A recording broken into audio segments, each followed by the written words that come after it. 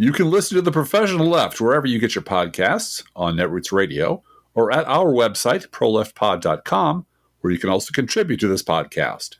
There's a PayPal button at our website, or you can mail us a letter and or a contribution at P.O. Box 9133, Springfield, Illinois, 62791.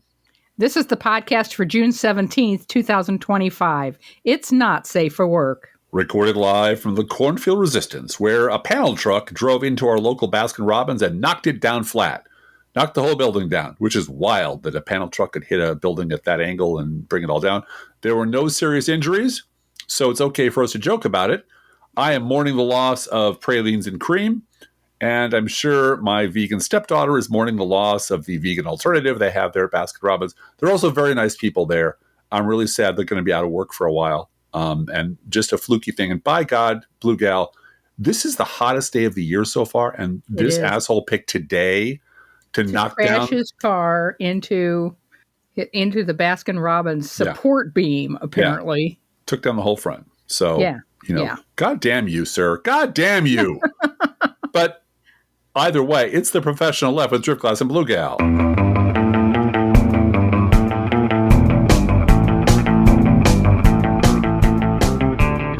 Yeah, there were a lot of big stories this week besides Baskin-Robbins collapsing, the whole building. And we're so sad about that. But again, there were no serious injuries. Everybody's okay. So it's okay to joke about it. Except the ice cream. I'm sure they had to throw out all the ice cream, which is a tragedy. The second biggest story this week is the triumphant return of the Professional Left to the Bob Cesca podcast. Yes. Which will take place tomorrow. Mm-hmm. Yeah. Wednesday, we'll be recording with him midday.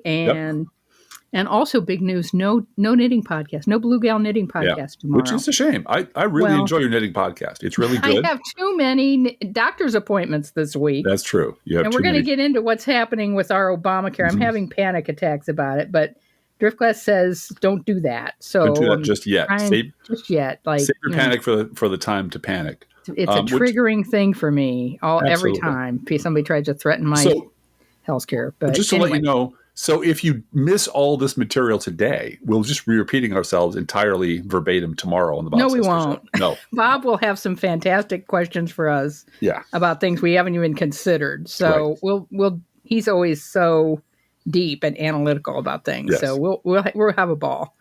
And we look so forward to talking to him again. But there were a lot of big stories this week fighting for all of our attention. I know. Lots. First of all, we have to start with Birthday Boy and his pathetic little antique tank party. Aw. Yeah. And also the hugely successful No Kings protests. Yep. Amazing. Horrific political assassinations in Minnesota. My God. Uh-huh. And then, of course, Trump going full taco on mass deportations. This is not to make any of these equal to another. Right. It's just there's a lot vying for our attention. Mm-hmm. And the through line with all these stories was that each of them gave us a window into just how reprogrammable Republicans really are. Yeah. Gave us quite a bit of insight into their nature. We already know that. We've talked about that a lot on the show. Our listeners know that, but just clear as could be. So first, let's take Trump's sad little waste of $450 million of your tax money. Was it $45 million or $450 million? I think it was $45 million. I apologize. $45 million. Of taxpayer dollars. Yes. Taxpayer dollars. Your taxpayer dollars. And I did see when the MAGA idiots were screaming on social media about, they were freaked out by the size of the protest, the fact that their sad little party was a flop. They said, well, what about the protests wasting all those tax dollars? And someone had to explain to those people over and over again, there were no tax dollars. Do you not understand what protests are? So we were supposed to draw that thing that in Washington was supposed to draw 200,000 people or so, and managed to lead 10,000, with probably half of those there protesting or watching protests on their phone. Yeah, it had pre-taped audience applause, I believe, which is like desperately desperate. These long dead spots where you could just hear these squeaking of the tank treads on the concrete as no one said anything.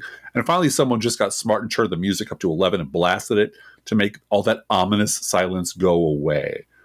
And there is no camera angle on Earth or in orbit that could have made this thing look like anything other than an ass-dragging loser's funeral march. So they didn't even try. There are, to my knowledge, no aerial photographs of this disaster. And White House Communications Director Stephen Chung's ludicrous assertion that, and I'm quoting now, despite the threat of rain, over 250,000 patriots showed up. That was desperate even by, Sean Spicer standards. This is from the Raw story, quote, humiliating. Onlookers mocked Trump's sad little tank parade for low turnout. The New York Times was one of the first major outlets to flag what could be considered signs of failure for the MAGA event. You think so? One reporter noted that hordes of people were trying to leave before Trump even spoke, while another called the parade and crowd listless. I wonder if it doesn't have something to do with how Trump has treated MAGA people who've come to D.C. in the past. Maybe. Could be. Could be. I mean, the inauguration was supposed to be all of his followers, and he moved it inside and took down the jumbotrons. Right. The people who spent $10,000 to come to D.C. for 4 days didn't even get to see it. Yeah. I think that's, putting too much logic onto them, but there was no reason for anybody to go to that. But look, the New York fucking Times wasn't the only one to get in on the action. NBC reporter Mark Seagrave said the hashtag Army250 Parade, starting 30 minutes early due to incoming weather, crowd nowhere near the 200,000 expected, to which former GOP lawmaker Barbara Comstock said, quote, Newsmax is saying about 10,000 there. That's small for some protest rallies today and a huge waste of our military dollars when the world is on fire, unquote. Mm-hmm. Most estimates of the total No Kings protesters nationwide put the number at between 4 to 6 million, with some estimating as high as 13 million. So somewhere between 2 and 3% of the entire population of the United States were out in the streets on Saturday, speaking with one voice. Yeah. And we had one such protest here in Springfield, and I was there. Springfield had locally guesstimates put them around 1,000. It was amazing. It was overcast, a little bit drizzly, but it was, they started off at the Lincoln statue in front of the state capitol, filled the streets up, filled the sidewalks up. They did not block traffic. There was none of that. But the sidewalks were packed on both sides. This does not count the cars that went by honking their horns and waving with fuck Trump signs. There were a couple of people with Trump flags on their cars, and they were just pests. They were ignored. But that crowd that gathered at the Lincoln statue then went marching. And the march trailed across 3 different blocks. I mean, they sort of went through a whole zigzaggy pattern through the cities. The people at the front knew where they were. I spotted a lot of familiar faces there, people I know from civic organizations and all sorts of things. Several members of our church were there, saw church members there. So, us godless liberals were out there as well. And if you happen to be looking at photos and you look for the Springfield photos and you see a very tall gentleman with a bald head wearing a dress shirt and bright blue tie, that would be me. I kind of stand out in the crowd, but this was a big crowd, so I'm not sure how much I stood out. Most of the photographs that were being taken were trying to get the scope of the crowd, which is tricky to do on a sidewalk or on a long trail of people that goes behind trees. This circled around the old state capitol, so there were lots of blockage to photographs, but just a bunch of people having a wonderful time. And I went as the guy in the white shirt and tie because protests need to show that we represent a very broad coalition of people, all kinds of people, very different people. And in my opinion, every protest should include one middle-aged white guy in a shirt and tie. And at least one. That was and me. That was you. You were the designated white guy with the shirt and tie on. Yeah. I am the diversity. So I will be diverse for all of you. Thank you very much. I'm here to represent the different. And it wasn't that there weren't plenty of people that looked like me out there. There were lots of mostly white people out there, mostly in my age cohort or a little older or a little younger. But there were a lot of young people out there. Yeah. I've seen reports about how it was a young crowd in a lot of cities too. Yeah. I've heard all these people say, well, it's mostly privileged white people and senior citizens. And there were plenty of those. There were lots of white people, young people out there, people with strollers, people with teenage kids, a family event. It was festive. It was fun. I'm not a chanting person. I don't carry a sign usually, But, my body was there and I was marching along, and it was wonderful. It was a wonderful, joyous occasion. And I'm very glad I went. And the last time I went to one of these was when Kristi Noem came to town, and we were all in front of the governor's mansion where she was going to speak and, give us what for. And then she chickened out because they're all a bunch of fucking physical cowards, and ran to an alley someplace and gave a press conference. But MAGA media reacted by pretending that everything was fine. The parade was just fine. Their stupid little tank parade was fine. 3 days before promoting Trump's parade, they were promoting it as grand. This grand army parade would be coming. And then they focused on the arrests of protesters before the thing, because that's very important to those people. Yeah. This is from Newsmax. Around 60 protesters were arrested. 60 protesters were arrested ahead of the parade celebrating the 250th anniversary of the U.S. Army, a showcase of military might with thousands of soldiers, vehicles, antique vehicles, creaky old vehicles, and aircraft.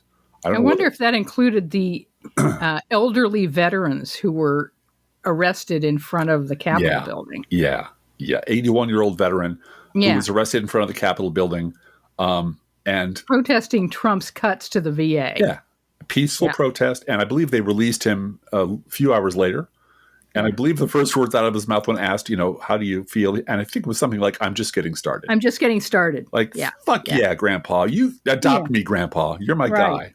Right. And after the thing, all they could really talk about that was positive was, hey, look, the roads weren't really damaged that bad. So take that, you liberals. Touche, liberals. Wow. Yeah. Well, it was also Worldwide Knit in Public Day, which is an annual event. And I wore my Madame Defarge t-shirt to Worldwide Knit in Public Day and had a good time with some knitters who are all, very anti-Trump people. So you do have the best selection of t-shirts, I got to say. For this event, the Madame Defarge's Institute of Knitting, I think it was. Yeah. Sharp and revolutionary since 1775. All right. So it's time to talk about the political assassinations in Minnesota. What a tragedy. Mm-hmm. Obviously a much darker and more frightening story. But MAGA's immediate reaction to it, and then their reaction to their initial reaction being almost immediately debunked, are very instructive. And should come as no surprise to anyone who listens to this podcast.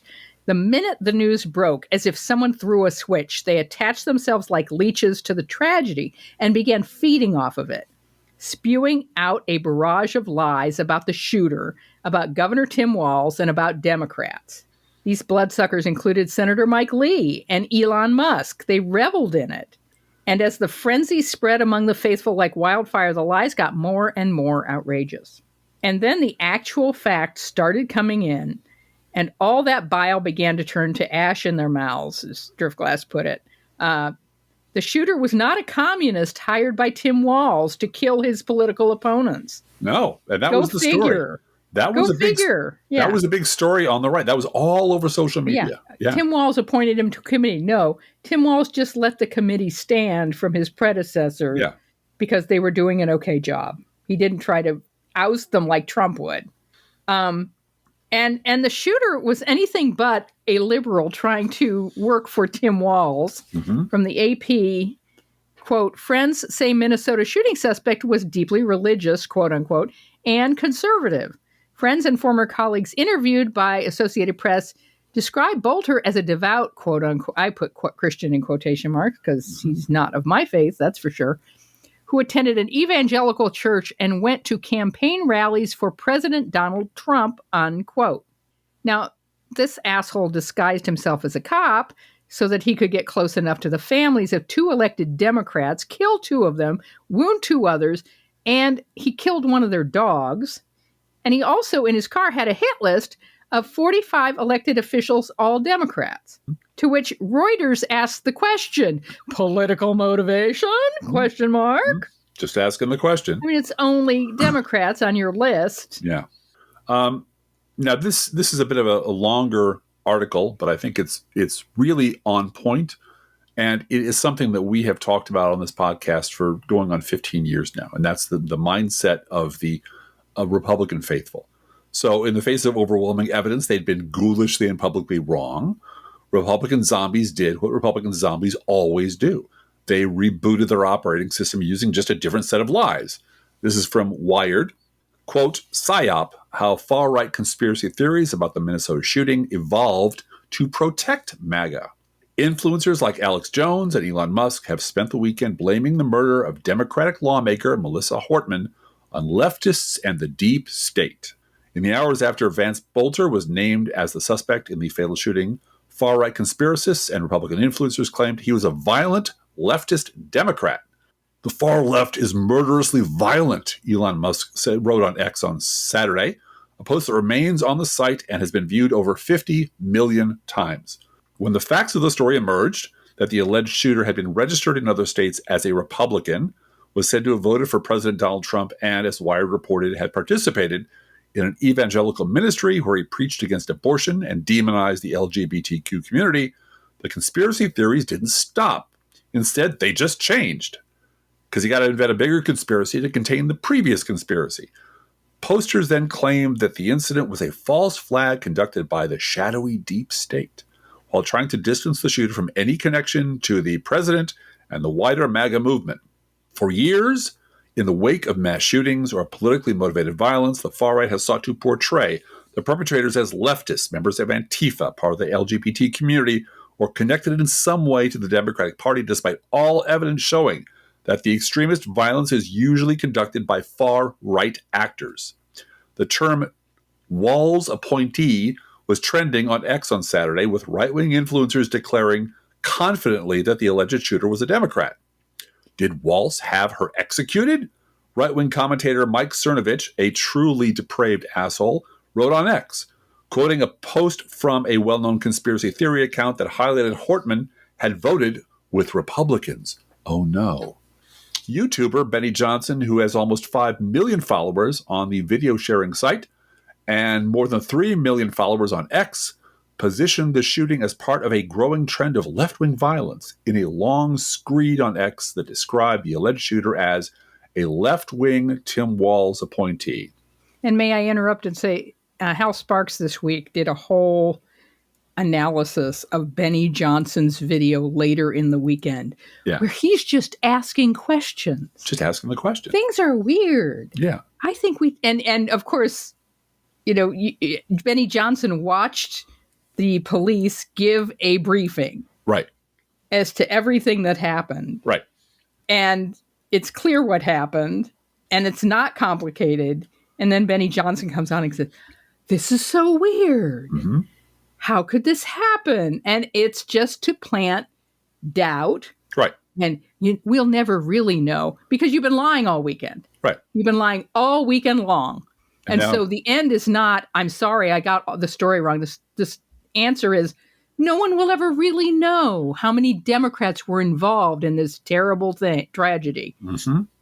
Well, this is why Republican Jesus invented the word controversial, Blue Gal. Controversial. Because, you teach the controversy on the one hand, but on the other hand, but who really knows what's really true? Yeah. And the reason we're going through this article in detail and the reason we bring these things up is not because we think it will change anyone on the right's mind. It will not. The point of this is you can't change their mind. Their minds are dead. Their minds belong to Donald Trump and fascist influencers, and they will believe anything they're told. And when the lie number one fails, lie number two will come right along and help them, explain things. So this is not to further diagnose a problem that we already know very well what the problem is, where it's centered, and why it exists. It's to give you all a context for understanding your Republican friends, Republican colleagues, Republican neighbors, people that you deal with, and you can't quite figure out what the fuck is wrong with these people. What's wrong with them is they're reprogrammable. They're literally reprogrammable like a handheld, PDA, like a computer. So back to the article. Quote, everyone talks about Minnesota, but they don't talk about the guy seems to be a leftist. Donald Trump Jr. said in an interview with News Nation, the guy who committed those atrocities this weekend was a Democrat who worked for Tim Walz. When pressed by the interviewer, who replied, he voted for your dad, Trump Jr. said, I'll believe it when I see it. No, he won't. He'll just go on to the next lie. These people are unsalvageable garbage people, and that's where you need to begin any analysis of the Republican Party. On Sunday, David Carlson, who has known the alleged shooter since the 4th grade and described the 57-year-old as his best friend, dismissed the claims that the alleged shooter was a Democrat, telling reporters Sunday he would be offended if people called him a Democrat. He's a Trump supporter. He voted for Trump. He liked Trump, Carlson said, adding he listened to InfoWars. Surprise, surprise. InfoWars is the far-right conspiracy theory channel operated by demonic freak Alex Jones, the school shooting conspiracist and Pizzagate conspiracy promoter who filed for bankruptcy in 2022. I'll pick up the story from here. This did not stop Alex Jones from weighing in. Yeah. I can't believe he still has a show, but he does. Yep. Evidence mounts that the reported Minnesota assassin is a patsy who is being framed to cover up a larger false flag deep state operation, Jones wrote on X. Despite the clear evidence that the alleged shooter was a Trump supporter, those trying to lay the blame on leftists and Democrats fell back on one of the oldest tricks in the conspiracy theorist handbook: blame the deep state. The conspiracism about the Minnesota shooting, particularly the allegations that it's a psyop or false flag, have become the norm, with violent incidents of a political nature. Mike Rothschild, an author who writes about conspiracy theories and extremists, tells Wired. I wonder if he's one of the Jewish space laser Rothschilds. I think he's with the Trilateral Commission Rothschild. Oh, Trilateral Commission Rothschild. Oh, that's a different group altogether. Okay. Posters, including elected officials, suggested that the narrative pushed by law enforcement that the alleged shooter was responsible for the murders of the Hortmans was actually a ruse and a psyop. Is it just me, or does the man in the mask, who they keep saying is the Minnesota shooter, look totally different and about 70 pounds skinnier than the fat slob in a cowboy hat the media keeps saying is the shooter? Conspiracy theorist and close Trump ally and totally not sane person, Laura Loomer, wrote on X. If I may just interject. Yes. Of all the people to say that someone's current appearance doesn't match their previous appearance, I think Laura Loomer needs to keep her Botox face shut. Yeah. Arizona State Senator Wendy Rogers, who has pushed numerous wild conspiracy theories in the past, added to the confusion by quoting a post on X about the suspected shooter's arrest and writing, "Some things don't add up. Just saying." Just saying. Just asking questions, Blue Gal. Yeah, just that's the thing. Questions. We're going to plant all kinds of doubt and leave it at that. Mm-hmm. And that'll absolve us of any responsibility. And that's a Fox News holdover. Absolutely. Fox News used to, still does, just spew the worst conspiracy shit and slap a question mark at the end of it. Yep. Say, we'll just ask the cavuto, as Jon Stewart called it at the time. The cavuto question, yeah. Yeah. Others pointed to Carlson's interviews as further proof that this was all a setup.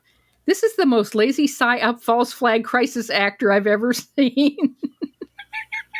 One conspiracy-focused X account wrote, above a picture of Carlson. Uh-huh. And I've seen cats, for God's sake.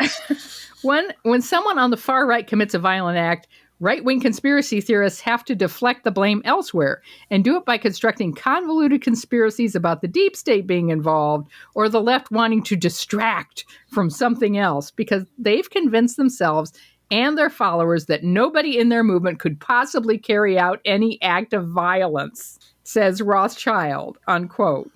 And then they film themselves on January 6th. Yeah. As we've been pointing out over and over again, these people are reprogrammable. And when we say that, we're not being hyperbolic. We mean that millions of our fellow citizens can have their belief system turned off and on or spun around or reversed within mere hours, depending on what fascist propagandists need them to believe on any given day. Yep. 100%. When fascist propagandists come into conflict with each other over competing agendas, when they fight in public over which lie needs to be uploaded into the MAGA mob brain, that's when the real sparks begin to fly. Mm-hmm.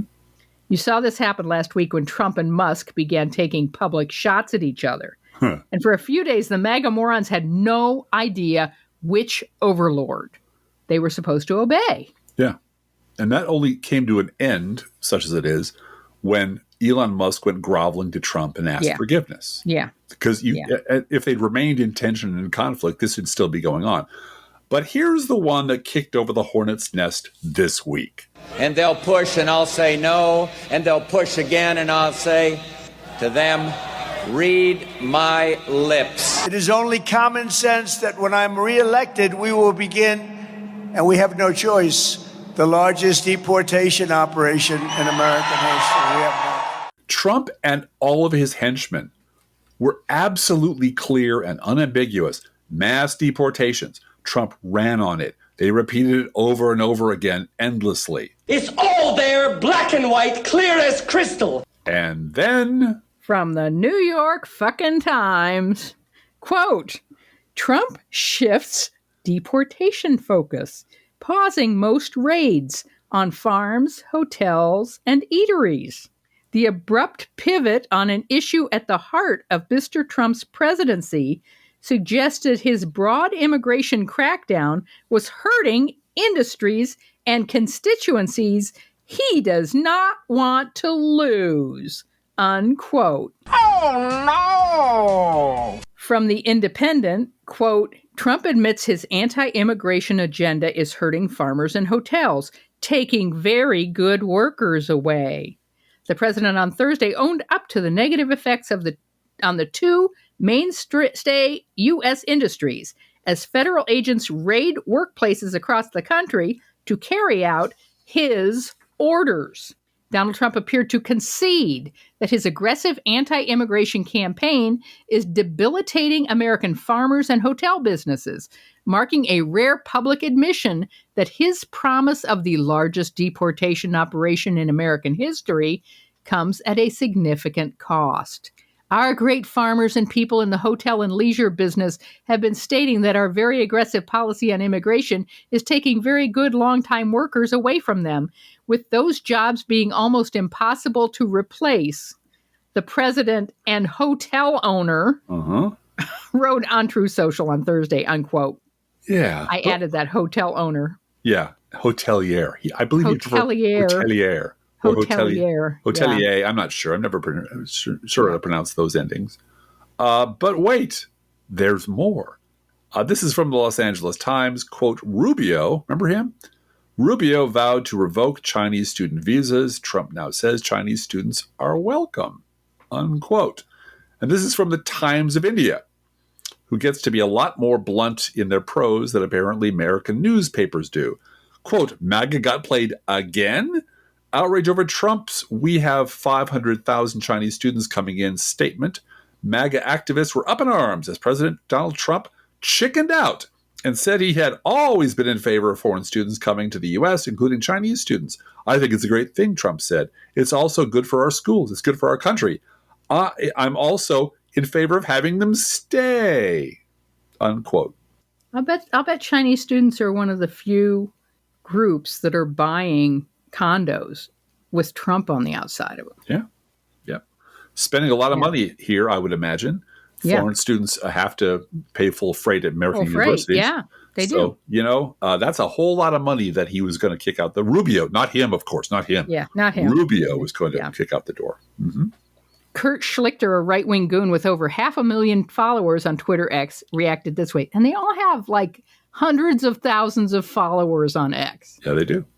Which has got to be, bots. 50% bots. 50% bots. Mm-hmm. Quote, this alleged plan to exempt some illegal aliens from deportation is going over poorly with Donald Trump's supporters. That's an understatement, unquote. Sean Farash, also known as Captain Deplorable, we're not making that up. No.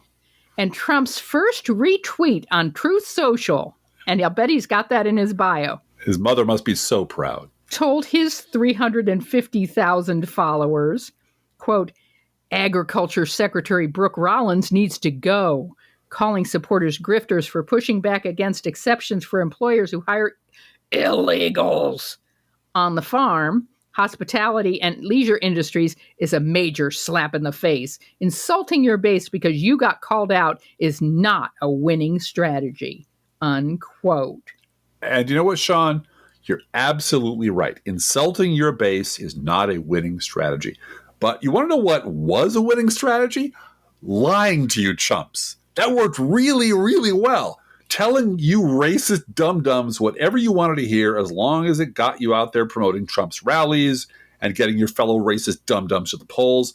That turned out to be a great strategy, as long as your base are basically simpletons. But now that you've put Trump back in office... You get nothing. You lose. Good day, sir.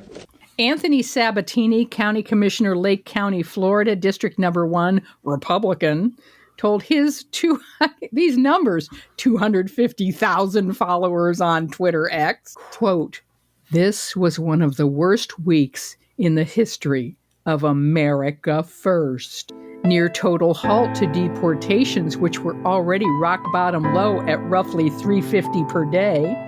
Announcement of 500,000 plus new Chinese students coming to America. Diplomatic breakdown and impending America-involved war in the Middle East with no announcement from the White House that America will not be involved. Almost none of our brain-dead GOP congressmen or influencers will call this what it is. America First, as it stands, is being abandoned. All three policies have been cheered on by Democrats. Really bad week for America." Unquote. Yeah, very sad. Very sad.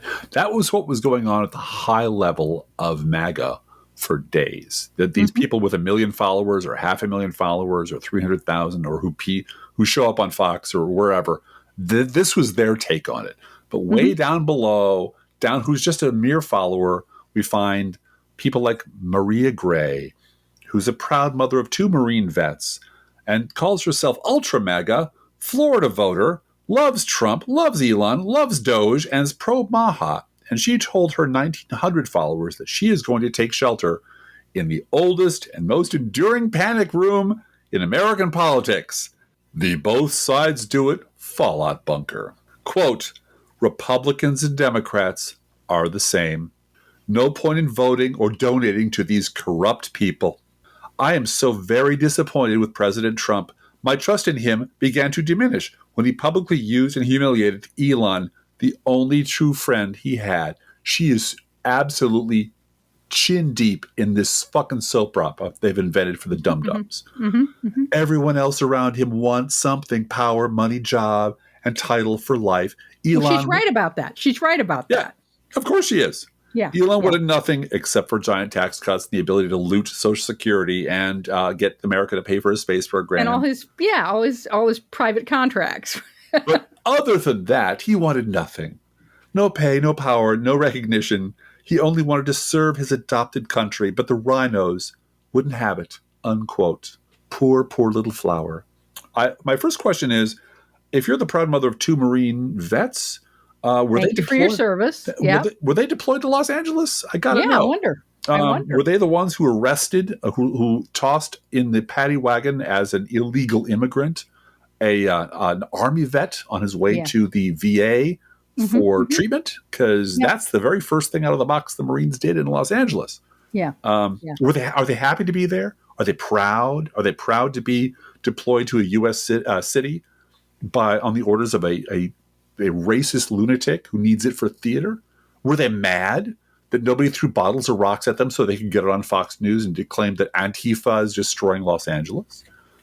But the whole thing that happened, all these stories have one thing in common, and that is the problem with this country is the fucking Republicans, Republican base, the Republican base who are so completely dead from the neck up, they will believe anything, and except when 2 fascist factions fight in public, that's when things get weird.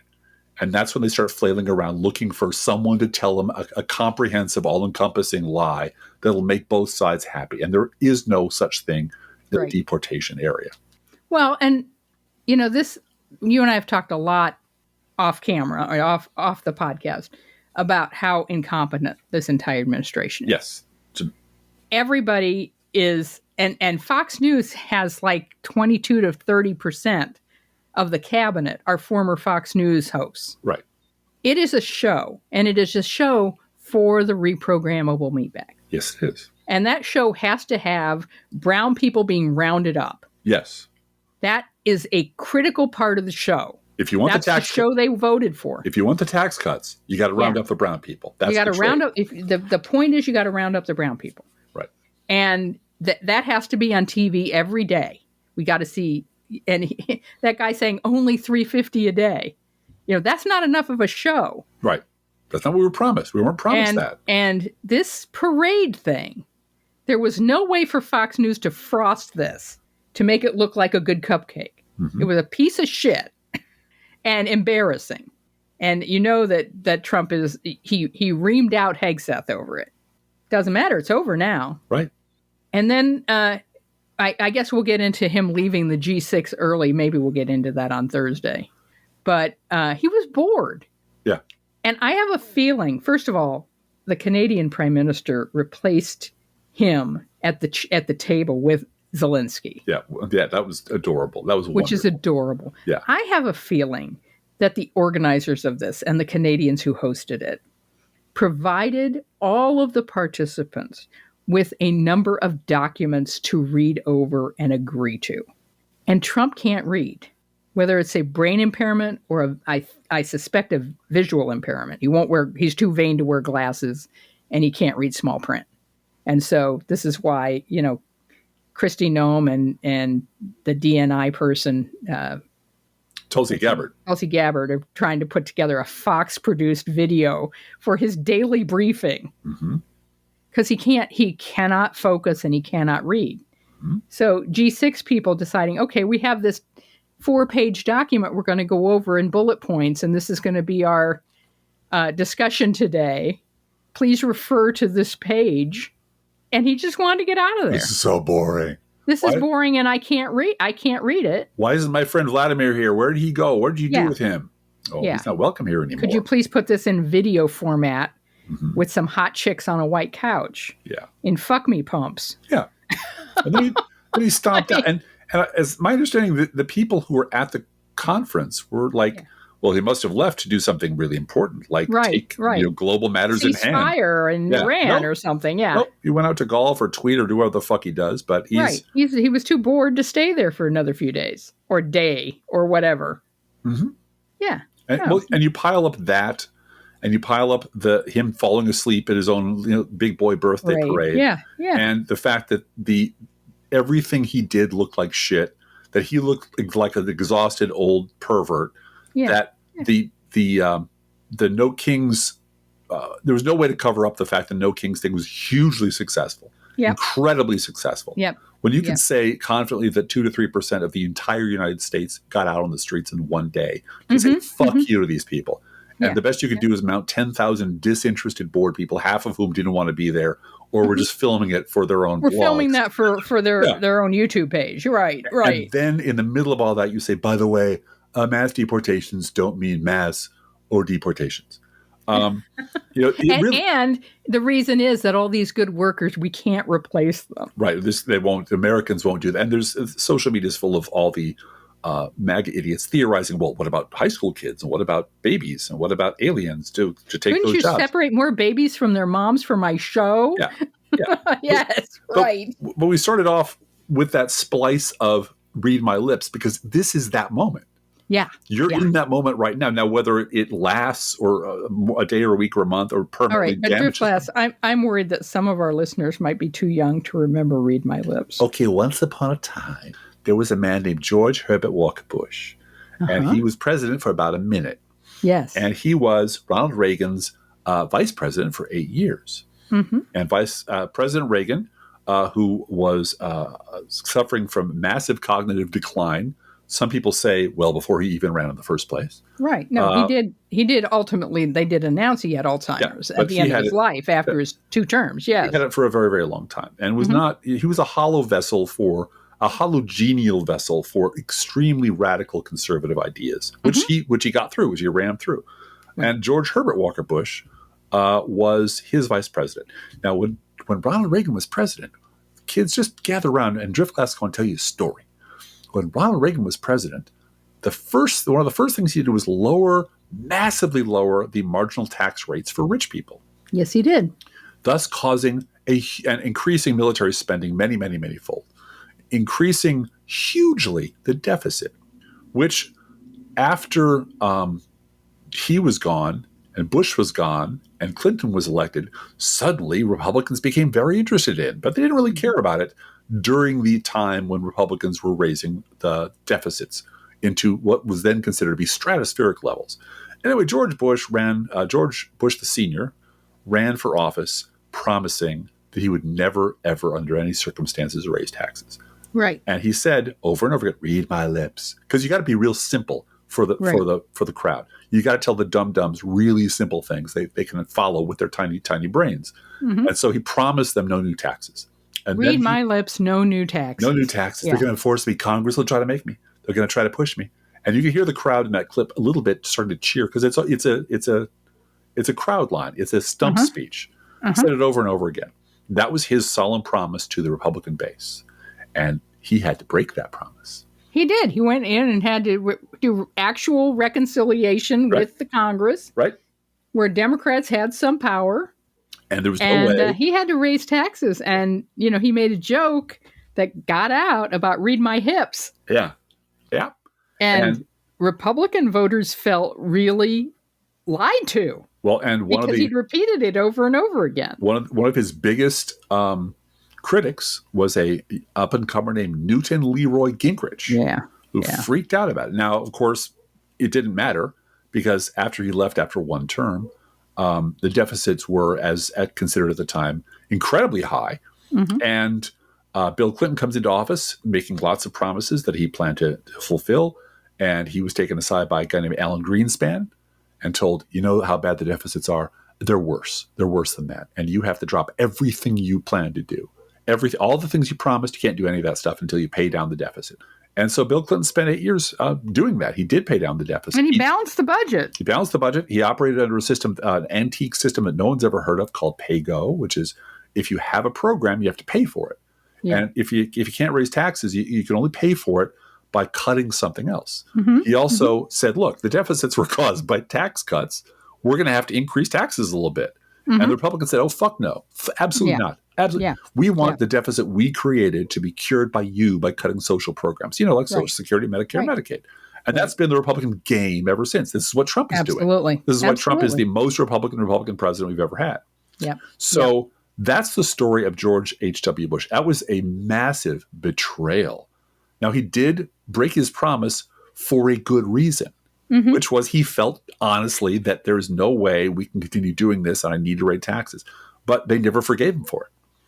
In the same way that they never forgave Mitt Romney for not winning the presidency. Right. The same way they never forgave George W. Bush for lying them into the wrong war, making them all cheerleaders, and then fucking the war up. Right. And crashing the economy. You make us look bad, and we will not forgive you. And what was the one thing Donald Trump ran on? Fuck you, mass deportations. We're going to kick them all out of the country. Everybody's got to go. Go, go, go. That's why he appointed Pee Wee German, I love that nickname. Right. Yeah, it's so funny. To be the head of his Gestapo. And Pee Wee German is none too happy with the fact that his boss is telling him now, well, we got to dial it back. It's like, no, we got to pick out more people. We got to. Well, because I am quite sure that, and we talked about this a couple days ago about the Georgia experience where Georgia tried to kick out all the Mexicans. Yeah, they did. And wound up with crops rotting in the field. Yes, they did. Because nobody wants those jobs. We're going to have hunger in America. Mm-hmm. Like this summer, like right now. Serious empty shelves in America. When you combine tariffs with no harvest, you're going to have a serious problem with not having produce. And don't forget, Doritos are made with corn. We grow that in Illinois. We're aware of that. We do. We grow that in Illinois. And salsa is made with tomatoes and peppers that are picked by Mexican immigrants. Yes, they are. And God bless them. And we have like 420,000 undocumented workers in Illinois. And I'm fairly sure almost all of them are either employed in food services. Yes. Restaurants. In construction, in home health care or health care, and in farms, picking crops. And none of which we can do without. This is why they're hired. This is why what is going to happen in nursing homes is just you can't operate without migrant labor. And that's skilled work. All of that's the thing that Trump had to admit. It's skilled work and it's hard work. It's skilled work and it's hard work. And we don't have replacements for these folks. No. All right. Anyway, well, we got to get to a news roundup. Yes, we do. And I just lost my train of thought because I'm very tired right now. He's not too tired to do a news roundup. No, I got one news roundup in me. I got one to go. Go ahead. You go first this time. So let's start with The Guardian. The Guardian, quote, these are all horrible stories, by the way. Quote, extremely disturbing and unethical new rules allow VA doctors to refuse to treat Democrats and unmarried veterans. Jesus Christ. Department of Veteran Affairs say that changes come in response to a Trump executive order defending women. Doctors and other medical staff can also be barred from working at VA hospitals based on their marital status, political party affiliation, or union activity. Documents reviewed by The Guardian show. The changes also affect chiropractors, certified nurse practitioners, optometrists, podiatrists, licensed clinical social workers, and speech therapists. In making the changes, VA officials cited the president's January 30th executive order titled Defending Women from Gender Ideology Extremism and Restoring Biological Truth to the federal government.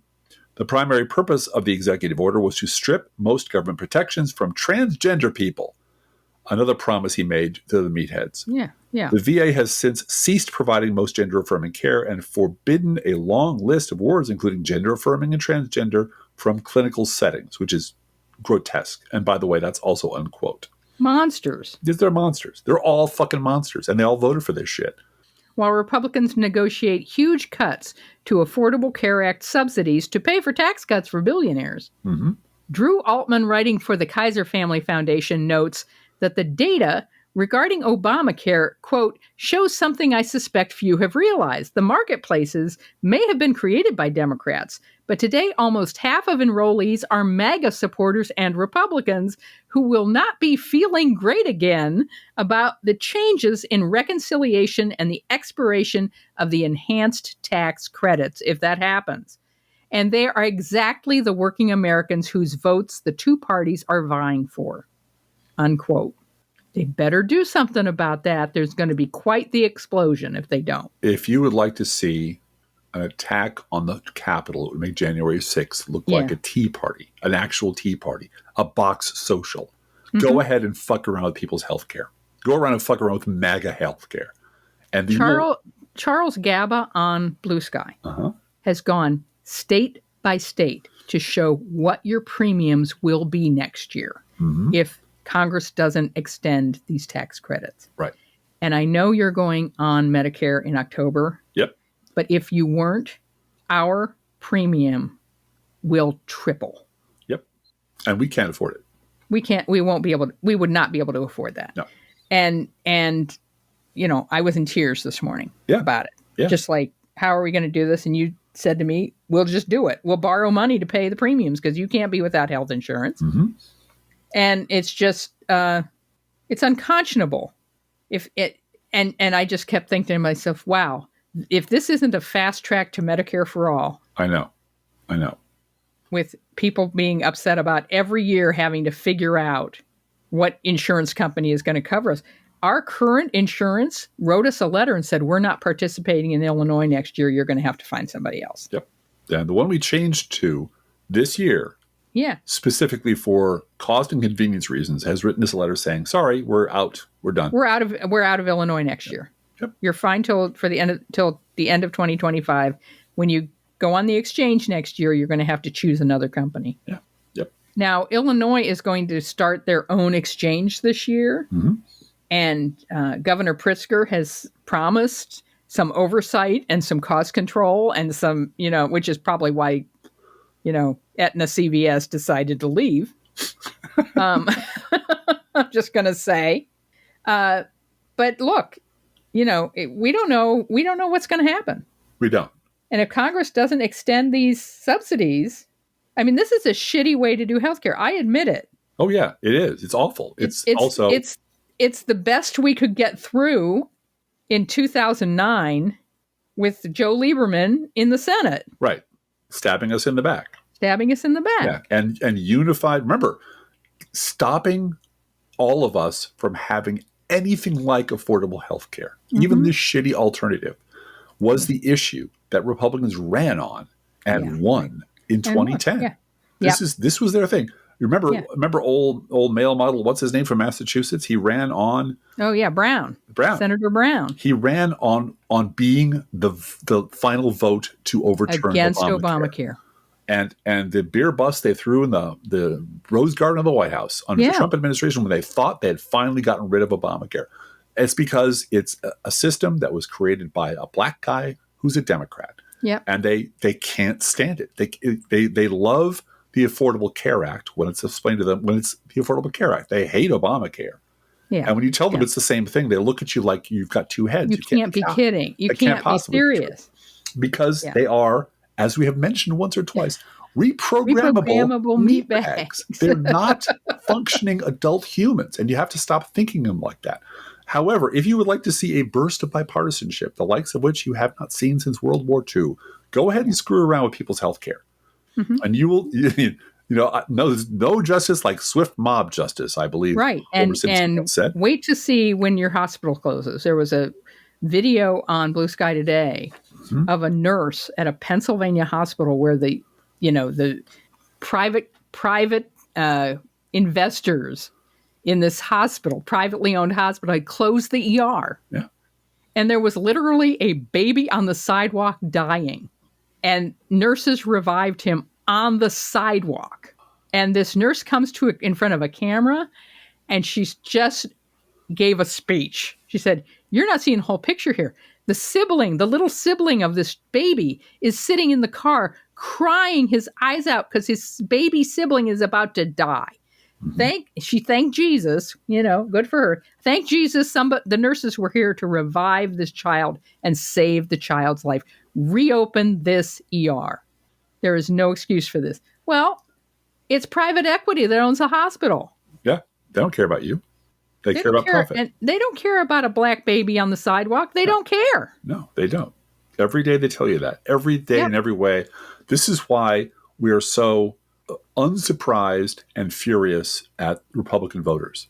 Yeah. Because in every possible way, the Republican Party tells you every way they can think of that they don't give a shit about you. They play you for chumps. They treat you like idiots. They take your vote. They fuck you over. And the worst you can do is say, well, I guess both parties are no good now. I'll have to hide out in the both sides do it bunker. You remember the number of old white women would come on camera and say, "I hate when Democrats try to call me racist. I love my mixed race grandbaby." Yeah, that's right. Your mixed race grandbaby's dying on the sidewalk because you voted for Trump. That's right. This is on you. This is entirely on you. Totally on you. All right.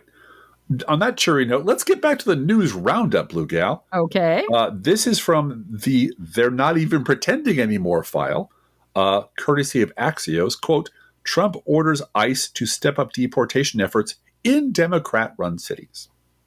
Trump wrote via Truth Social that he's ordering ICE officers to, quote, "do all in their power to achieve the very important goal of delivering the single largest mass deportation program in history," unquote.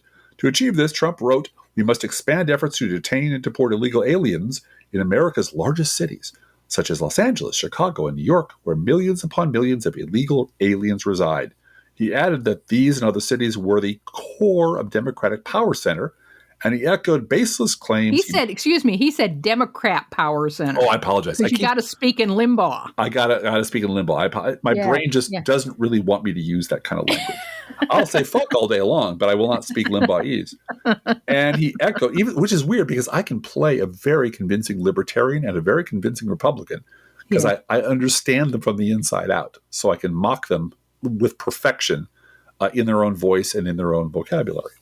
Anyway, continuing, as he echoed baseless claims, which is a nice way of saying fucking lies, he made during the 2024 presidential campaign about Democrats using undocumented immigrants to cheat in elections, unquote, which the MAGA faithful 100% believed and which Elon Musk 100% repeated over and over and over again because that's who the fuck they are. Laura Ingraham actually quotes as gospel the Great Replacement Theory on her show regularly. And And yet, Florida has 170,000 more undocumented workers than Illinois. And you know what? Half those workers work at Mar-a-Lago. Half. About half, give or take. And Texas, with its 2,060,000 undocumented workers, has 5 times as many as New York State. But you don't hear about them being raided by Donald Trump's Gestapo. You know what was raided? Mar-a-Lago. To get back the stolen classified documents that Donald Trump stole. And he's going to make all of us pay for that until the day he dies.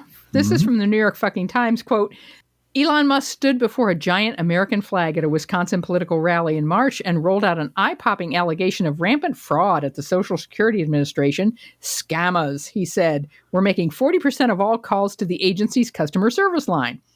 Social Security employees knew that the billionaire's claim had no basis in fact. After journalists followed up, staff members began drafting a response correcting the record. That's when Leland Dudek, plucked from a mid-level job only 6 weeks earlier to run Social Security because of his willingness to cooperate with Mr. Musk's Department of Government Efficiency, got an angry call from the White House, according to several people familiar with the exchange.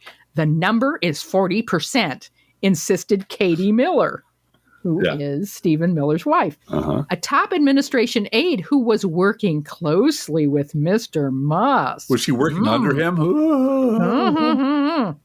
According to one of the people familiar with the April 1st call, President Trump believed Mr. Musk, she said, do not contradict the president, unquote. The article goes on to describe how Doge gutted the agency, obsessed over non-existent fraud and scams, and how they used their access to plunder highly sensitive data for their own use.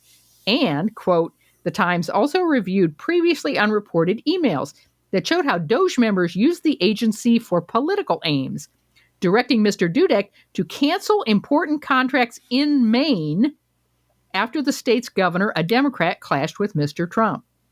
Under pressure from Mr. Musk's team, nearly half of the Social Security Administration's 140 senior executives and thousands of employees overall have taken buyouts or retired. As many as 12% of staff members out of a bureaucracy that numbered around 57,000 people are expected to depart their jobs as part of Doge's cost-cutting plan. To try to make up for the staffing shortfall, the agency has encouraged specialized professionals like lawyers, human resources staff, and technologists to take reassignments in customer service jobs. Now, let that sink in for a minute. I have worked in customer service for many years. Yes. You never want a lawyer to be at a customer service phone. I would disagree. A lawyer was bad. Technologists would be worse. Yeah, that's true. Because technologists, as a former one and a current one, sort of part-time, technologists have utter contempt for the rest of the human beings. Yes. Are you that stupid? Are you stupid enough? Did you do the stupid thing? Why didn't you just log in and fix it yourself? Yeah. Jesus Christ. Another one of you assholes? Fine. I'll get to it when I get to it. Is your computer getting power? Then fix it yourself. So, yeah, way to go. Way to go. Yeah. Often, these lawyers and technologists will continue to work at higher pay than what the people they're replacing had made. Duh. Workers have said they felt pressured to volunteer for reassignments or else risk being fired later. Unquote. Yep. Now here's the punchline. Quote, Mr. Dudek was recently placed on administrative leave. Oh, no. And Social Security is now run by Frank Bisignano. Bisignano, I think is how you say it. A former Wall Street executive who was confirmed as commissioner on May 6th. How many $1 million did he give to the Trump PAC? I want to know. Yeah. Yeah. In an interview with the Times this month, Mr. Bisignano rejected the idea that Doge was to blame for the problems at Social Security. But Mr. Bisignano acknowledged that the 40% figure cited by Mr. Musk was incorrect. We're going to be a fact-based, rule-based organization that can count, Mr. Bisignano said. In a statement later provided by the agency, Mr. Bisignano said, quote, the work that Doge did was 100% accurate. Now that's some Sean Spicer shit right there. That's Sean Spicer shit. Yes, it is. 100% accurate. By the way, I have worked for this sort of company before, never at the government level because that's insane. Back in the 80s, when I lost my job during one of these things, it was called re-engineering. Yeah. And the people who did it came in with a sledgehammer and a meat axe and basically said, we're going to fire half of the people here and tell the other half if they don't want to lose their jobs too, they better work twice as hard. Hey, can we have our commission now? Yeah. Money, please. Money, please. Yeah. This is nothing new. It also is a great way to ruin any organization, which is, of course, what morale goes in the toilet. Yeah. And then you find out who really did the work there. Yeah. Yep. You got rid after the people have been fired. You got rid of Nancy? Nancy ran this place. Nancy Are you fucking nuts? knew everything. Yeah. Yes, right. Well, but Nancy had seniority and was being paid more. So we fired Nancy. Well, yes. The incentive structures back when it was re-engineering and gutting companies that I worked for was a little different. They were there to make profit. If we can cut and cut and cut, we can turn a larger profit. We can have a larger return on our investment. The company will break down in 2 years or 3 years. So it doesn't matter. The profit will make right now. The goal of doing this is to break Social Security so that you can run on Social Security is broken so that you can privatize it, which has been the Republican playbook for as long as I've been in long pants. Right. Anyway, this is from the Associated Press. Also, did you notice that it's a Wall Street investor who's now in charge of Social Security? I 100% noticed that. And it doesn't surprise me one little bit. And you asked the question earlier, I think, between you and me. I wonder how much, or do you ask it 5 minutes ago? 5 seconds ago. How much did he invest, quote unquote, in the Trump Political Action Committee? Yes. All right. Or the Trump Library. Maybe the presidential library. Big Bitcoin believer. Big Bitcoin guy. Although Trump is making a shit ton of money from Bibles and watches as well, apparently. And now cell phones. Yeah. Yeah, Obama phone was a terrible idea, which actually never really happened. But Trump phone, you know what you can get on Trump phone? You can download apps that will do stuff, Blue Gal. They're going to preload apps that have spyware on them. That's what's going to happen. And every time you turn your phone on, there's going to be a big donate button you have to bypass somehow to get to the shit you want to do. And if you're dumb enough to buy one, go ahead. That's fine with me. There are plans in the future to manufacture them in the United States, Glass. And the irony being that the MAGA people will be the people tightening the little screws on the phones they themselves will no longer be able to afford to buy. So that'll be a fun thing to watch. This is from the Associated Press, quote, President Donald Trump's order to block incoming foreign students from attending Harvard University will remain on hold temporarily following a hearing Monday, when a lawyer for the Ivy League school said Trump was using its students as pawns. U.S. District Judge Allison Burroughs in Boston extended a temporary restraining order on Trump's proclamation until June 23rd, while she weighs Harvard's request for a preliminary injunction. Way to go, courts. Way to go, judges. Burroughs made the decision at a hearing over Harvard's request, which Trump Republican administration opposed, needless to say. Unquote. Yeah, and here's a fun fact. An amicus brief filed by Harvard received a record 12,041 signatories, including Harvard alumni from every graduating class from 1950 to 2025, all 50 states, D.C. and territories, and countries around the world. It is the largest known amicus brief from alumni of one university in U.S. history. Go Harvard. Go Harvard. I signed that. I did. Yes, you did. Yes, I did. From the New York fucking Times again, quote, a federal judge ruled the Trump administration illegally canceled over $1 billion in National Institutes of Health grants tied to diversity and LGBTQ health research. Judge William Young said the NIH violated federal law by cutting the grants without valid justification that represents racial discrimination and discrimination against America's LGBTQ community, ordering the government to reinstate funding for 367 projects.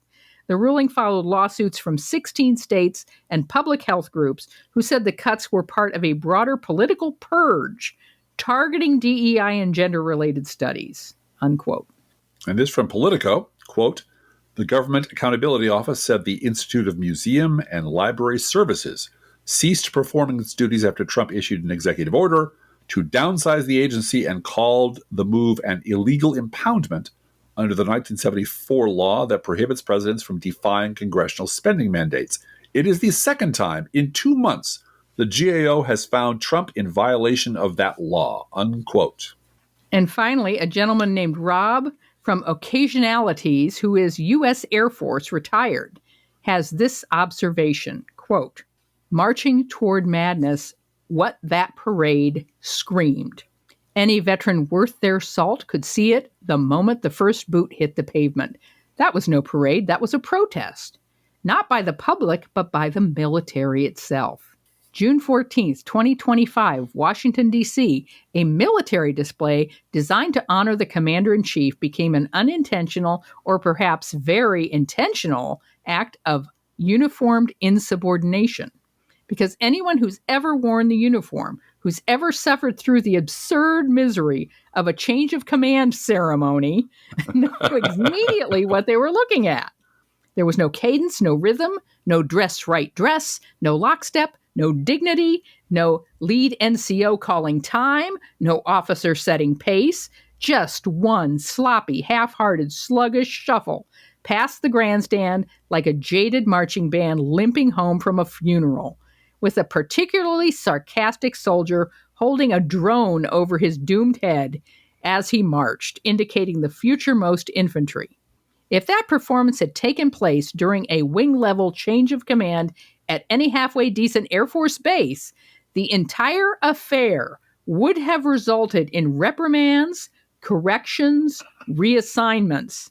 You'd have seen Article 15s rain from the sky like confetti. But this wasn't an accident.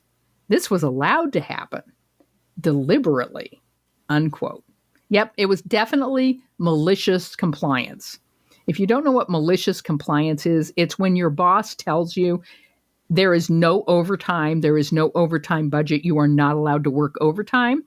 So everybody punches out at 5 p.m. on the dot, regardless of whether there's dirty dishes or computers are still turned on that need to be off, or anything else in the office that could be dangerous is lit. Mm-hmm. And you all go home bang at 5. That's malicious compliance. Yeah, the letter of the law. You have to do it. You're doing what you have to do, mm-hmm. And nothing else. And nothing else. That's it. Yep. We have to march. Okay, we're going to march. Mm-hmm. We don't have to look good.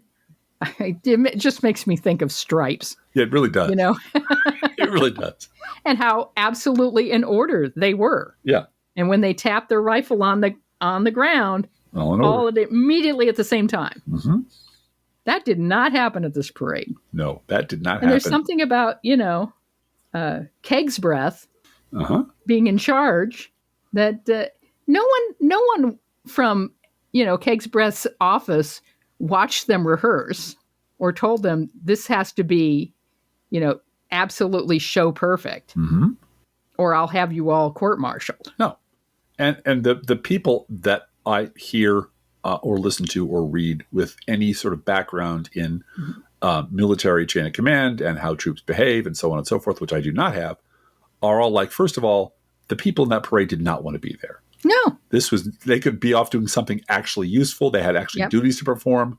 And this is not something they're like, fuck it, we got to go to D.C. and walk in front of that asshole. Fine. Yeah. The people who are all oohing and eyeing and goo-gooing over Trump before, when he gave his creepy speech and they were all cheering and laughing, were all apparently selected and screened to be, acolytes who would reliably they were all clap people on who'd command. done MAGA on social media. It's like the Marines. The Marines in L.A. don't want to be there.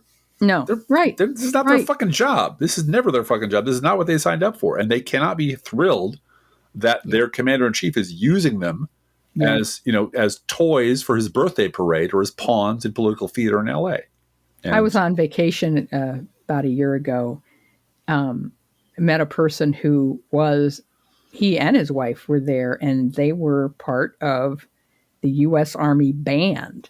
And he conducted the band. And they'd been 30-year people. This is a lifetime commitment to music. This is a lifetime commitment to wearing the right uniforms, playing whatever the president wants you to play, etc. And I said, wow, you must have been all over the world doing interesting things. He said, the worst set that you will ever play. and it doesn't matter who's president. Presidential inaugurations. Yes. Inauguration day is the worst day of the year. Because it's Hail to the Chief, and that's it? Because it's waiting. Oh, yeah. Oh, God, yeah. Because you're sitting around waiting for the parade to be over. Mm-hmm. And you're sitting around waiting for this. And then you have to wait 7 hours for the inaugural gala balls. Mm-hmm. And I said, but aren't you're playing for everybody until the president gets there to dance, right? No. We only play when the president and his wife get there and they do their dance and we play. And then everybody goes home. The Army inaugural ball is just to have the president and I didn't know that. I thought the Army inaugural ball is a thing that goes on for several hours. It's not. Mm-hmm. It's just to have a photo op for the president and his or her spouse, to come in and dance. And once those dances are done and the vice president joins them and everything, and it's like a ceremonial thing, they leave. But that's hours of waiting. And he said it's just the worst day of the year. And my understanding is one of the things missing from this miserable, shitty parade was the U.S. Army marching band. No one thought to invite them? Well, I don't know. I mean, it's a parade. And you don't have a formal. You don't have any bands? You don't have a huge brass section, beginning, middle, end, that will absorb some of the creepy silence being made by the fact there's nobody there and everyone hates you? Yeah. No. Nope. All right, everybody, deep breath. This too shall pass. Well, and to all the people who marched off beat and off foot and shuffled and looked miserable, thank you for your service. We salute you. Yes.